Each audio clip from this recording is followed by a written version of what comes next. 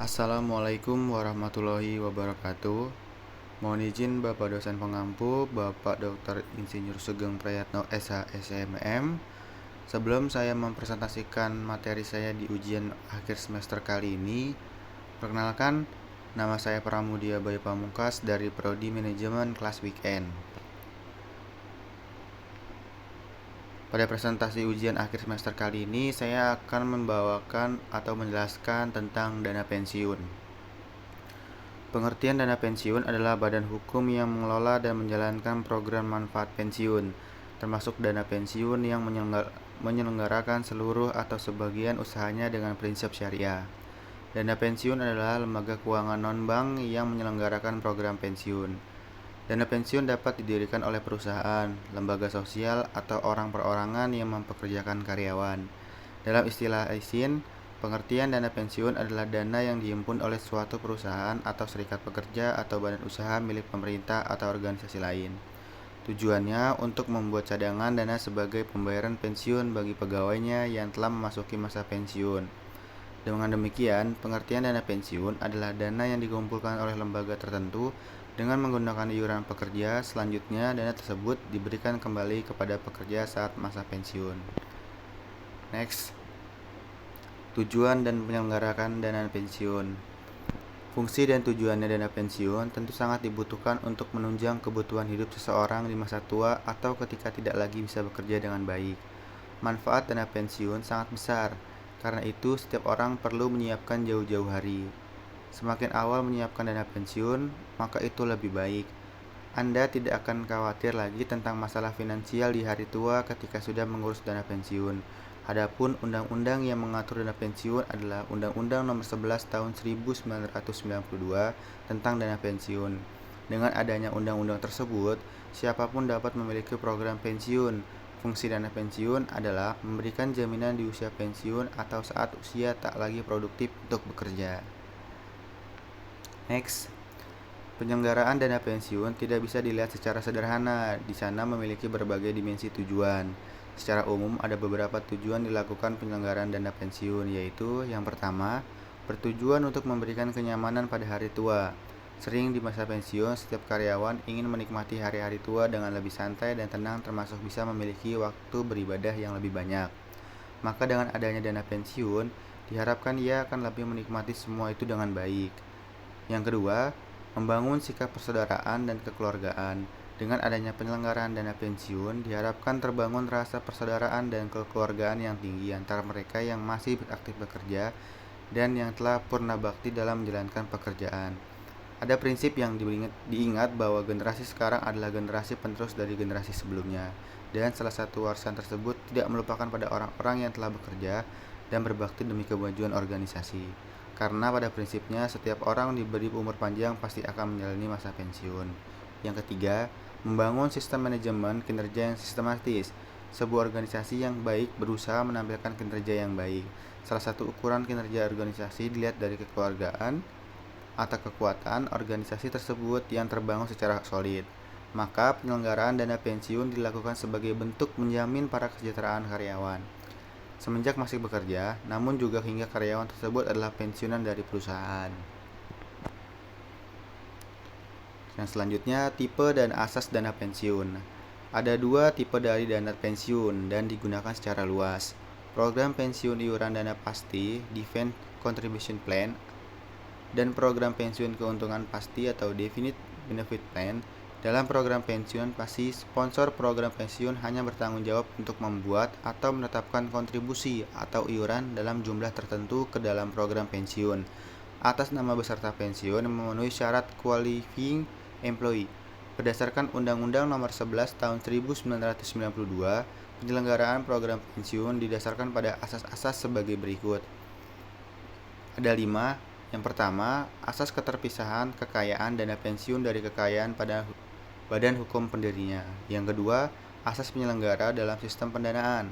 Yang ketiga, asas pembinaan dan pengawasan. Yang keempat, asas penundaan manfaat. Lalu yang terakhir, yang kelima, asas kebebasan untuk membentuk atau tidak membentuk dana pensiun. Next, lembaga penyelenggara dana pensiun.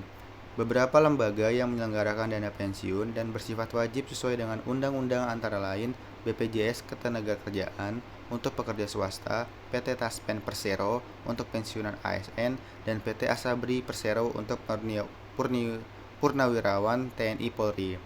Menjaga kondisi ekonomi untuk membuka peluang investasi di Indonesia, selain ketiga pengelola dana pensiun tersebut, beberapa instansi atau perusahaan juga memberikan manfaat pensiun lain yang dikelola sendiri maupun lewat lembaga dana pensiun lainnya atau yang biasa disebut dana pensiun pemberi pekerja atau DPPK. DPLK adalah dana pensiunan yang didirikan oleh bank atau perusahaan asuransi jiwa bagi masyarakat umum, baik karyawan maupun pekerja mandiri. DPPK sendiri biasanya tak diwajibkan dan bersifat sukarela. Hal yang sama juga berlaku untuk kepesertaan DPLK. Proses pendaftaran DPLK termasuk mudah, yaitu tinggal datang ke bank atau perusahaan asuransi jiwa yang diinginkan, lalu melakukan pendaftaran. Itulah pembahasan mengenai pengertian dana pensiun, fungsi manfaat, dan jenisnya. Bisa dikatakan menyiapkan dana pensiun adalah hal yang sangat penting untuk bekal finansial di masa tua. Next. 1. Dana pensiun pemberi kerja. DPPK adalah dana pensiun yang dibentuk oleh orang atau badan yang mempekerjakan karyawan selaku pendiri untuk menyelenggarakan program pensiun manfaat pasti (PPMP) atau program pemerintah iuran pasti (PPIP) bagi kepentingan sebagian atau seluruh karyawannya sebagai peserta dan yang menimbulkan kewajiban terhadap pemberi kerja. Salah satu tujuan dari pembentukan DPPK adalah untuk membantu karyawan di berbagai perusahaan agar dapat bekerja serta memperoleh pensiun yang layak di hari tua nantinya. Yang kedua, dana pensiun lembaga keuangan (DPLK) dapat dibentuk oleh bank atau perusahaan asuransi jiwa yang memiliki kemampuan menyelenggarakan program pensiun pasti bagi perorangan. Peserta dana pensiun lembaga keuangan ini adalah masyarakat pada perusahaan tertentu maupun perorangan yang tidak terikat pada badan usaha apapun. Yang ketiga, dana pensiun berdasarkan keuntungan dana adalah dana pensiun pemberi pekerja yang menyelenggarakan program pensiun iuran pasti atau PPIP dengan iuran hanya diberikan kepada pemberi pekerja yang didasarkan pada rumus yang dikaitkan dengan keuntungan pemberi pekerja. Next. Peserta dana pensiun beserta permasalahan yang mungkin terjadi. Pada prinsipnya, setiap karyawan bisa menjadi peserta atau anggota dana pensiun asal memenuhi syarat-syarat yang ditetapkan. Penetapan syarat tersebut sangat tergantung pada kebutuhan organisasi tempat yang bersangkutan bekerja. Walaupun secara penegasan tentang peserta dana pensiun ini telah dijelaskan dalam Undang-Undang Nomor 12 tahun 1992, bagi mereka yang bekerja di instansi pemerintah atau perusahaan yang memiliki reputasi bagus, tentunya konsep tentang dana pensiun sudah dijelaskan semenjak awal sekali ketika mereka bekerja. Karena penjelasan semenjak awal bertujuan untuk memberikan kejelasan secara baik dan tegas kepada para peserta agar merasa yakin terhadap masa depan mereka nanti bekerja di sana. Syarat-syarat untuk menjadi peserta dana pensiun yang secara umum ditetapkan oleh suatu organisasi adalah: A. Itu yang pertama, tercatat adalah karyawan tetap dan memiliki surat keputusan SK pengangkatan baik dalam bentuk 80% atau 100%. Berusia minimal 18 tahun atau sudah menikah atau berkeluarga. Tujuannya penetapan seperti ini yaitu agar yang bersangkutan memperlihatkan sikap akil balik atau kedewasaannya. Memiliki masa kerja minimal 1 tahun. Yang terakhir, yang D, disetujui oleh pihak manajemen perusahaan berdasarkan kriteria dari kelengkapan administrasi dan kelayakan kepribadian. Apa yang dibutuhkan untuk mempersiapkan dana pensiun? Dalam perencanaan keuangan, penting untuk menghitung rasio antara investasi dan kekayaan bersih. Amannya, nilai perbandingan antara investasi dan kekayaan bersih itu 50% atau lebih. Bila sampai di angka ini, tandanya jumlah investasimu sudah cukup sehat. Semakin dekat dengan masa pensiun, nilai rasio ini harus semakin besar karena inflasi merupakan suatu hal yang nggak bisa dihindari.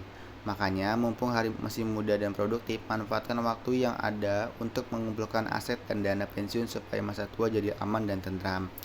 Lantas, apa yang harus kita lakukan saat mempersiapkan dana pensiun yang kita butuhkan nanti?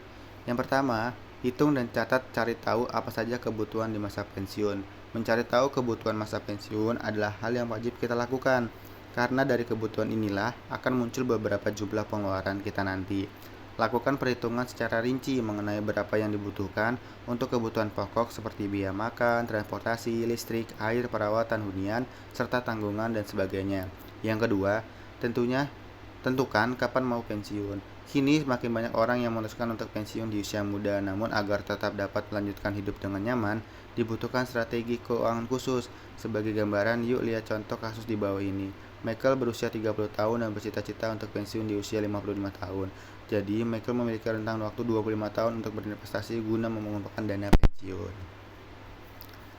Kenapa perlu dana pensiun? Pada dasarnya, tujuan memiliki dana pensiun yang cukup adalah agar kita mandiri secara keuangan di masa tua. Bayangkan, apa yang terjadi jika di masa pensiun nanti kita sudah tidak lagi memiliki sumber pendapatan tetap yang bisa atau yang biasa diterima tiap bulan. Di sisi lain, anak-anak kita sudah berkeluarga dan tentunya fokus pada biaya hidup keluarga mereka dengan kebutuhan yang berbeda-beda. Di samping itu, akan muncul beberapa resiko yang akan bisa jadi kita alami di masa tua, yaitu 1. Lansia rentan terserang penyakit kritis dan biaya berobat makin mahal secara biologis. Lansia memang rentan terserang penyakit karena daya tahan tubuhnya yang semakin lemah seiring dengan berjalannya waktu. Tetapi hal tersebut berbanding terbalik dengan kenaikan biaya medis di Indonesia yang cukup tinggi. Data dari Mercer Benefits 2019 menunjukkan bahwa kenaikan biaya medis di tanah air adalah 11% per tahun. Next, manfaat dana pensiun. Dana pensiun adalah badan hukum yang mengelola dan menjalankan program yang menjanjikan manfaat pensiun yang dikenal juga sebagai program pensiun. Sesuai dengan Undang-Undang Nomor 11 Tahun 1992, dana ini adalah sarana untuk menghimpun uang guna meningkatkan kesejahteraan pada masa tua tidak aktif bekerja. Dengan adanya dana ini, maka dia harapkan motivasi dan kenangan kerja sehingga berujung pada peningkatan produktivitas. Manfaat pensiun adalah berbagai macam manfaat, entah pembayaran rutin, tunjangan kesehatan, akses ke fasilitas tertentu, dan lain-lain yang diberikan pada seseorang yang pensiun berdasarkan pekerjaan orang itu sebelum pensiun. Pensiun normal. Manfaat pensiun bagi peserta yang mulai dibayarkan pada saat peserta pensiun telah mencapai usia pensiun normal atau sesudahnya. Manfaat pensiun dipercepat.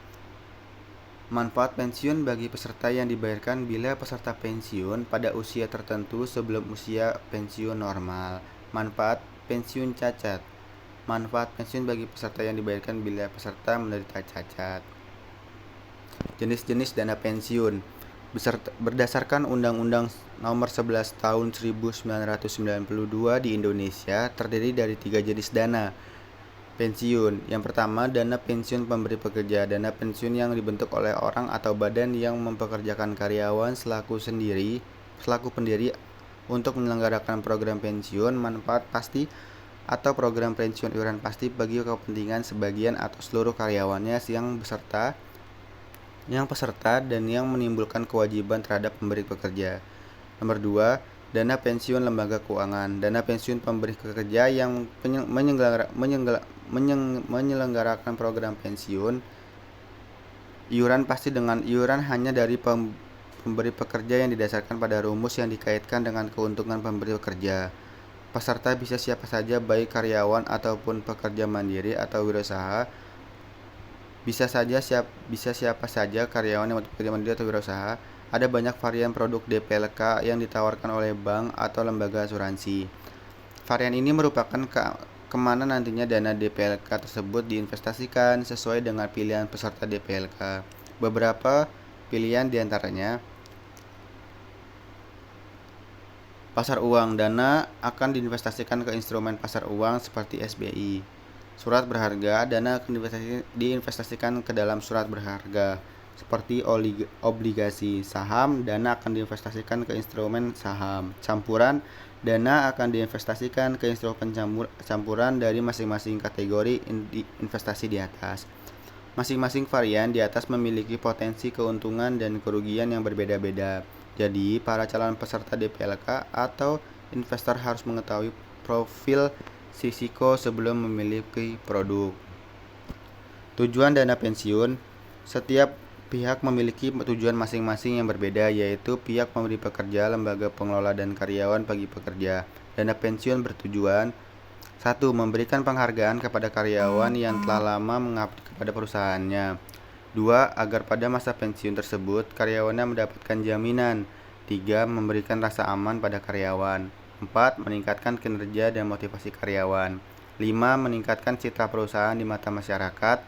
Bagi karyawan, dana pensiun bertujuan 1. Kepastian memperoleh penghasilan masa yang akan datang sesudah masa pensiun. 2. Memberikan rasa aman dan meningkatkan motivasi untuk bekerja. Bagi lembaga pengelola, dana pensiun bertujuan 1. Mengelola dana pensiun untuk mendapatkan keuntungan karena iuran dana pensiun dapat dimasukkan dalam kegiatan investasi. 2. Turut membantu menyelenggarakan program pemerintah. Oke, cukup sekian presentasi dari saya, kurang lebihnya mohon maaf.